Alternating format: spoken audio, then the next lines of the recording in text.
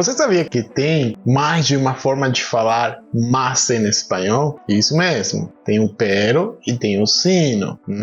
Então, vem aprender comigo hoje. Vou te explicar direitinho como usar pero e sino em espanhol.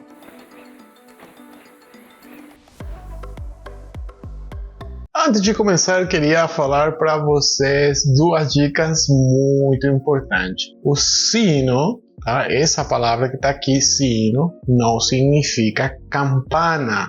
Que sino, tradução do português, sino, em espanhol seria campana. E outra coisa a mais também, que pero, né? A palavra pero tem diferença com perro. Uma R, pero, dois R, perro, que seria cachorro. Então, pero é o mais e perro, cachorro. Digamos que vocês aprenderam nas aulas de espanhol que perro é cachorro e, digamos, pode confundir nas conversas, na fala, normal, ao pronunciar em português ou achar que está falando de cachorro, de perro, por conta da pronúncia, né? Então, pero é mais e perro é cachorro. Então, bora lá. Qual que é a diferença entre pero e sino em espanhol? Então, pero é usado para introduzir uma ideia oposta em geral, certo? Outras alternativas em geral, essa ideia, essa forma que a gente utiliza. Vou colocar aqui o exemplo. Queria um perro, pero mi mamá me dio um gato, certo? Agora, como usamos o sino em espanhol? Então, o sino seria o más sim, né? Em português, más sim, separado. Né? Em geral é usado para corrigir uma afirmação negativa ou mais ou menos tipo negar o anterior, tá? Por exemplo, não queria um gato, sino um perro. Não queria um gato, sino um perro. Outros exemplos que eu uso muito nas aulas. Espanha não está em África, sino em Europa. Estou negando o anterior. No caso do pero, eu não necessariamente estou negando o anterior. Pode ser por falta, porque não tem, não existe, ou a esse motivo. Então, se procura outra alternativa por fatores externos, né? Por exemplo, olha assim que eu sempre queria um perro, pero mi mamá me dio um gato. Queria um perro, pero mi mamá no me dejó. Factores externos, digamos outra opção, certo? Essa é a pequena e grande diferença entre os dois. Vamos ver mais exemplos? Outro exemplo de pero seria: hice una lista de compras, pero no compré el pan.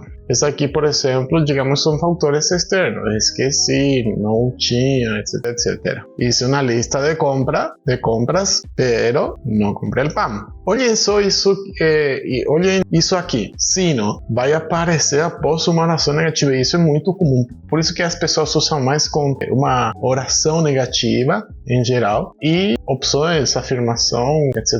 vão usar pero. Então, essa é a grande diferença, né? As pessoas usam mais no negativo. O nativo, em geral, usa mais com orações negativas. Por exemplo, o sino. Espanha não está em África. Espanha não está em África, sino em Europa. Vamos fazer um pequeno teste e a ver se vocês conseguem identificar. Olhem só. Los ojos del gato no son negros. No son negros, uma oração negativa. Los ojos del gato no son negros. Amarillos. De novo, los ojos del gato no son negros.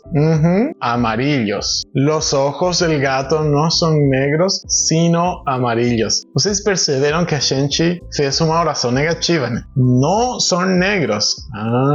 E aí usa sino amarillos, porque estou negando totalmente o anterior, certo? Então, vamos fazer outro teste agora. Atenção, Roma não está em África, Europa. Roma não está em África, Europa. Isso, Roma não está em África, sino em Europa. Vocês acharam que ia fazer pero, né? Vamos fazer outro teste, a ver se vocês prestam um pouco mais de atenção.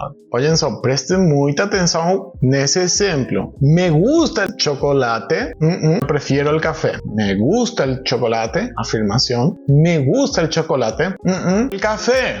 Isso, muito bem. Me gusta o chocolate, pero prefiro o café. Olhem só, não é que eu tô negando o anterior. Eu gosto de chocolate, me gusta o chocolate, pero prefiro o café. Outra alternativa. Deu para entender a diferença? Muito bem, excelente. Então, meus queridos hermanos, dessa forma finalizar nossa classe de espanhol de hoje sobre pero e sino. Lembre, não confundir pero com perro e sino com campana, tá bom? E os dois usamos muito em espanhol, que em português a tradução seria mais. Então, digamos, tanto um quanto o outro a gente usa bastante como nativo, né? No dia a dia. E vocês vão ouvir muito, certo? Então, em um falso cognato a gente tem o sino, né? Principalmente. Não confundir, tá bom? Então, meus queridos amigos, se esse vídeo te ajudou, já se inscreve no canal, né? Dá o like aí, compartilha com aquele amigo que precisa aprender espanhol. Nos vemos na próxima classe. Tchau, tchau.